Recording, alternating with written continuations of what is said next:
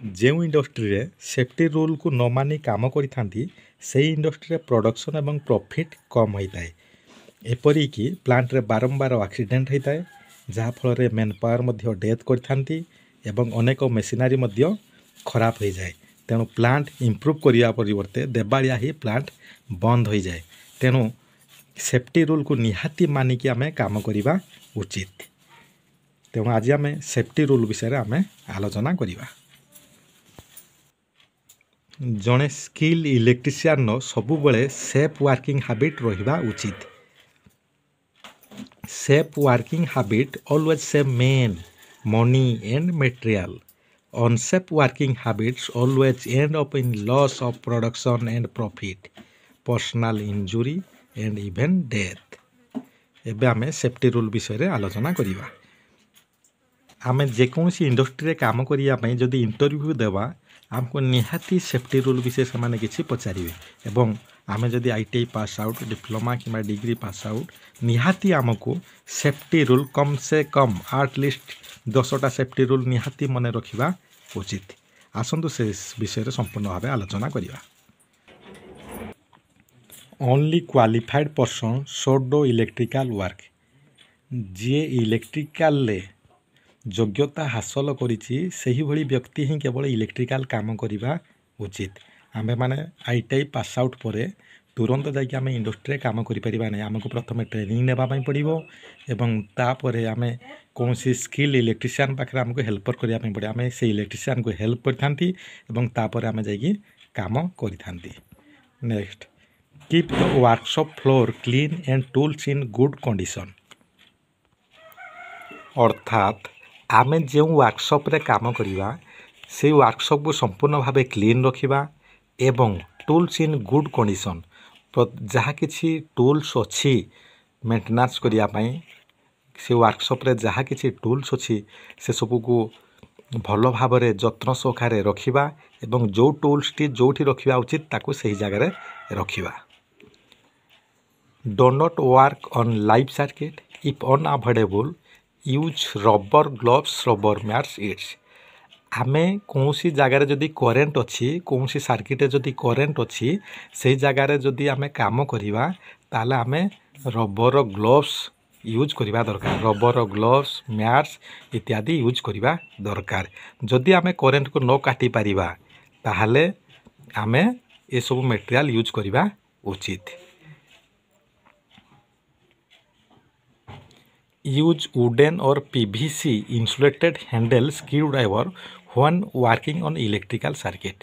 ଆମେ ସାଧାରଣତଃ ଇଲେକ୍ଟ୍ରିକାଲ ସାର୍କିଟ୍ରେ ଯେତେବେଳେ ଆମେ କାମ କରିଥାନ୍ତି ଅଧିକାଂଶ ସମୟରେ ଆମେ ସ୍କ୍ରୁଡ୍ରାଇଭର ସହାୟତାରେ ଆମେ କାମ କରିଥାନ୍ତି।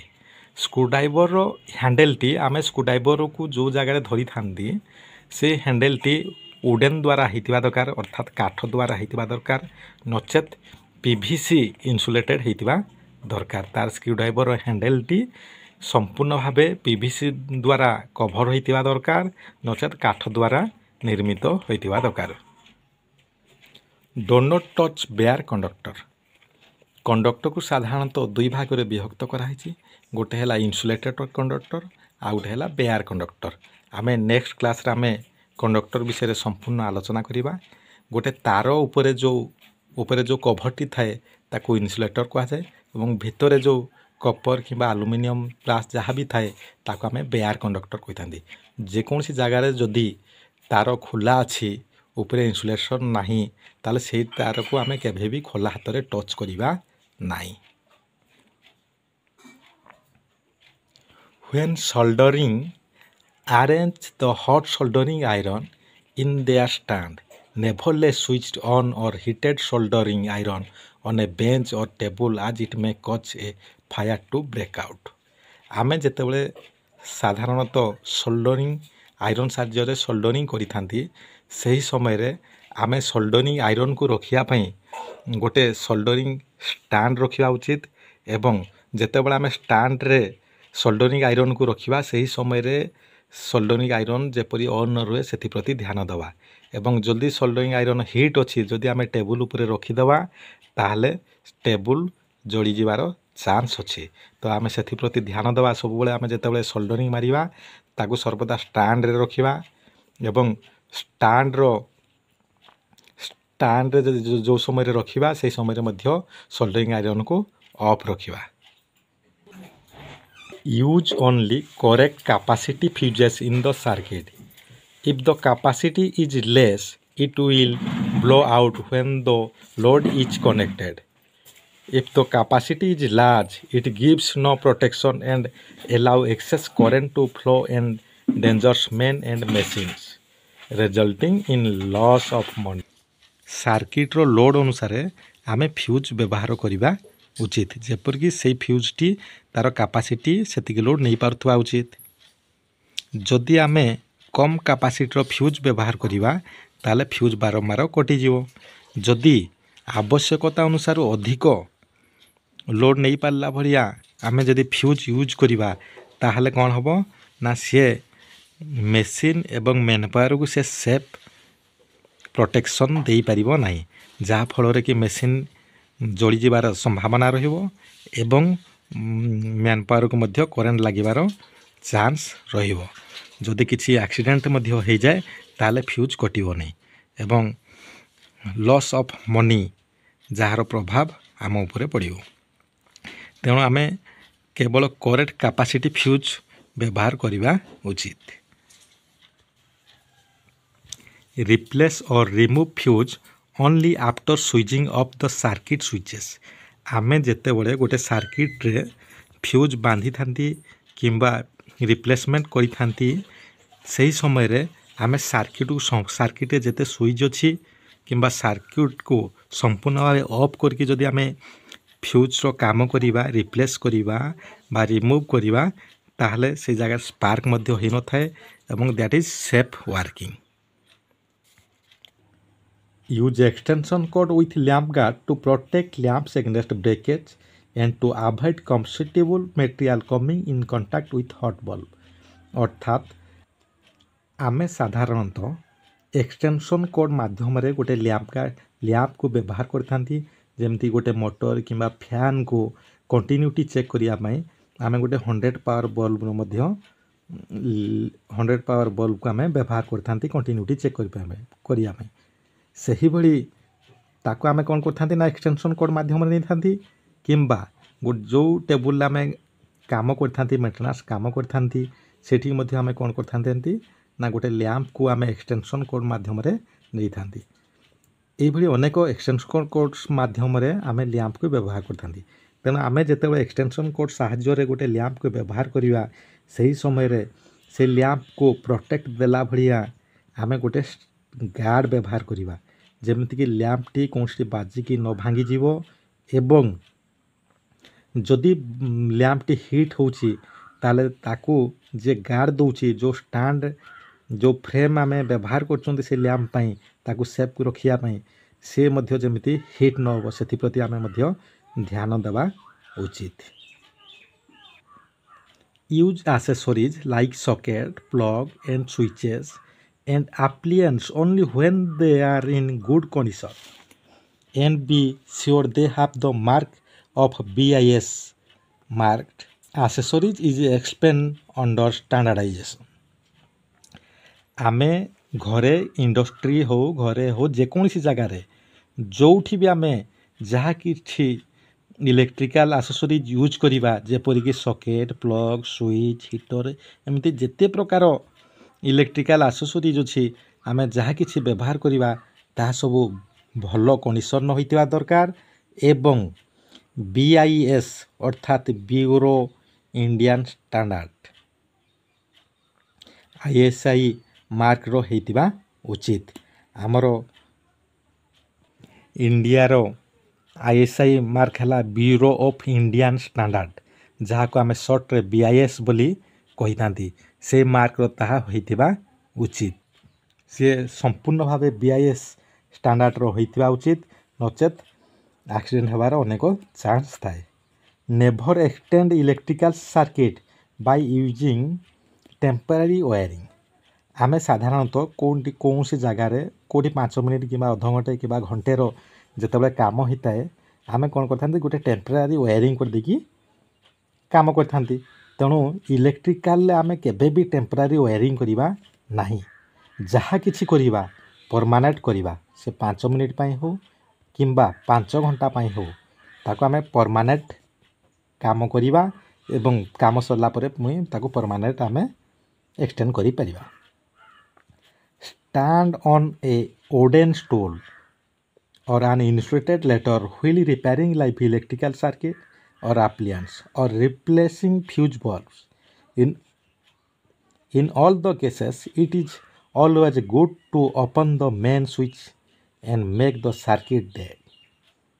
अर्थात आमे जेकोसी समय रे जेकोसी जगार आमे कोनसी फ्यूज बांधिबा किंबा बल्ब चेंज करिबा किंबा किछि भी जदि आमे काम करिबा ताहले आमे काठ निर्मित स्टूल द्वारा ठिया उचित नचेत जदि आमे सीढ़ी रो व्यवहार कले लेडर रो व्यवहार करचुंदी ता संपूर्ण भावे पीवीसी द्वारा इंसुलेटेड होइतिबा दरकार एवं जेउ समय रे आमे काम करिबा सेही समय रे जणे हेल्पर मध्य पाखर रहिबा दरकार से सीढ़ी को से धरिबो एवं सर्किट को आमे संपूर्ण भावे बंद करिकी अर्थात करेंट काटिकी काम करिबा उचित। Stand on rubber mats while working or operating switch panel control gears its आमे जेते बड़े जे कोनसी जगह रे ऑपरेट करिबा कोनसी गियर बॉक्स हो पैनल हो किंबा जे कोनसी जगह रे इलेक्ट्रिकल काम करिबा माने आमे सही जगह रे ठियाबा उचित जे कोनसी पैनल को ऑपरेट करिबा कि जहा किछि भी काम करिबा तेना आमे गोटे रबर मैट तळे पकेकी ता ऊपर ठियाई के आमे काम करिबा उचित। Position the ladder on film ground आमे जेते लेडर रखी थांती सीढ़ी तले रखी थांती जो हेल्पर ताको धरी थाओ ताको तले भल भाव ताको रखिबा उचित। While using a ladder ask the helper to hold the ladder against any possible slipping भल पोजिशन रे ग्राउंड रे से रखिबा उचित लेडर को एवं लेडर को जो हेल्पर धरी थिबो ताको आमे संपूर्ण भाव पचारि बुझा उचित जे यहाँ स्लीप करिवो नहीं तो बोली आमे पचारि की काम करिबा उचित एवं निजे मध्य देखिबा उचित जे यहाँ जेपरि स्लीप न करिवो। Always use safety belt while working on poles और हाई रिच पॉइंट आमे सर्वदा सेफ्टी बेल्ट व्यवहार करिबा उचित केतेबेले आमे सेफ्टी बेल्ट यूज करिबा जेते बड़े कि 3 फुट ऊपर किंबा आमको जोठी लागुचे हाइट अच्छी से प्रत्येक हाइट जगार आमे सेफ्टी बेल्ट व्यवहार करिकी काम करिबा उचित।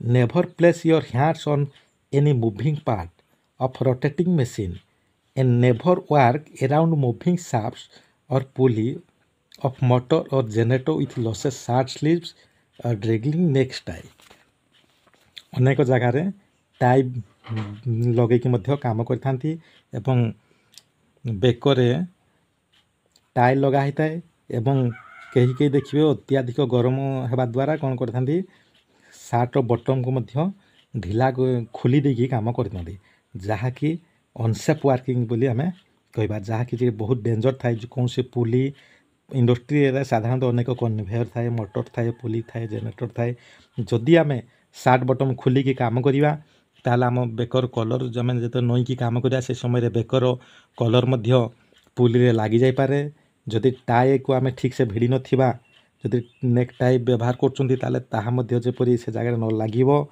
आमे सेथि प्रति ध्यान देबा उचित एवं अनेक समय रे अनेक पिला कोन करथांते हाथ रे सब ब्रासलेट बेकर चेन ए सब पिंधि थांती ताको मध्य आमे इंडस्ट्री काम करिया समय रे यूज न करिबा उचित। Only after identify the procedure of operation operate any machine और अपर्चर आमे जेते इंडस्ट्री को जाई थांती जेकोसी स्विच गुटे आमे ऑन कर देबा न उचित कौन पाई गोटे मशीन को चलेया पे आमे आगे प्रथमे कन्फर्म हवा दरकार जे एई मशीन नो एई स्विच टी अछि एई स्विच आमे ऑन कले एई मशीन रे चलिवो तेणु को मशीन रो को स्विच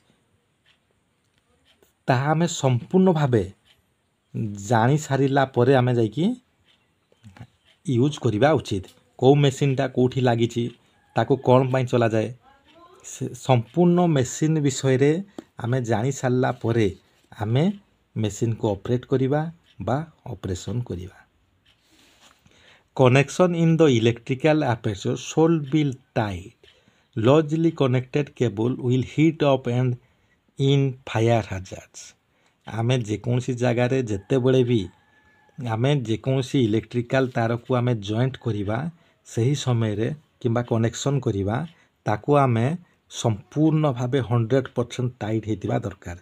जदि 1% भी लूज अछि ताले से लूज कनेक्शन ने हिट हेबो एवं हिट हेकी निया लागिबो या 100%। तेणु आमे जहाँ किसी इलेक्ट्रिकल काम करिबा जोठी भी कनेक्शन करिबा से दुई तार हो किंबा कोठी स्क्रू हो ताको आमे संपूर्ण भावे 100% टाइट करिबा उचित। Use always earth connection for all electrical appliances along with 3-pin socket and plug. While working on dead circuit, remove the fuse grips. Keep them under safe custody and also display main online board on the switchboard. Do not meddle with interlock of machines, switch gears. Do not connect earthing to the water pipeline. Do not use water on electrical equipment. Discharge static voltage in HV lines or equipment and capacitors before working on them. आमे जेते बड़े गोटे high voltage रे काम करिबा सही समय रे आमे ताकू प्रथमे डिस्चार्ज करिबा जेमिति कि 11 केवी हो 33 केवी हो जे कोनसी जगह रे ट्रांसफार्मर ग्रामांचल रे जो ट्रांसफार्मर लागि थाई ग्रामांचल हो कि शहरांचल हो जदि आमे ऊपर किछि काम करिबा ताले प्रथमे करंट को काटा जीवो काटी साला परे डिस्चार्ज रड लगेई कि आमे काम करिबा उचित। संपूर्ण वोल्टेज को आमे डिस्चार्ज करिबा उचित एवं आमे जे कोनसी इलेक्ट्रिकल एक्सेसरीज को पानी रो व्यवहार करिबा नाही। Electrical equipment do not use water on electrical equipment एवं आमे जोठी आर्थिंग लगेबा डिस्चार्ज करिया पे आमे साधारणतः आर्थिंग भी लगै थांती एवं अनेक इंडस्ट्री रे आर्थिंग रो अनेक प्रकार व्यवहार कराई थाए। आर्थिंग इज नेसेसरी से इंडस्ट्री हो किंबा घरे हो किंबा शॉपिंग मॉल हो किंबा दुकान हो जोठी भी आर्थिंग इज अर्जेंट नेसेसरी एवं सही आर्थिंग को आमे केबे भी जदि कोनसी पाइपलाइन जे से पाइपलाइन ने केबे भी आमे लगेबा नाही एवं आमे जे कोनसी समय रे जदि कोनसी फ्यूज काम करिबा फ्यूज बांधिबार अछि फ्यूज चेंज करिबार अछि ताहले आमे कोन करिबा ना प्रथमे मेन स्विच को ऑफ करिबा सर्किट को बंद करिबा तापरे फ्यूज बांधिबा एवं गोटे सर्किट रे जदि जेते केते बळे गोटे सर्किट रे किंबा गोटे सेक्शन ने जने काम करिया में जीवो ताहाले सी आगे पैनल ले कोन करिवो स्विच को संपूर्ण भावे स्विच बोर्ड को बंद करिवो एवं सेठी से लिखि देबा उचित जे मेन ऑन लाइन किंबा वर्क ऑन प्रोग्रेस लेखिकी गोटे डिस्प्ले रहिबा उचित गोटे बोर्ड रे लेखिकी सेठी ताको झुलेबा उचित एवं फ्यूज को खुलिकी फ्यूज जदि लागि जे से सर्किट रे फ्यूज को खोलिकी ताको गोटे सेफ कस्टडी रे रखिबा उचित एवं घर हो इंडस्ट्री हो जोठी आमे 3-पिन सॉकेट रो व्यवहार करचुंती ताको अर्थ पॉइंट रे आर्थिंग निहाती लगेबा उचित।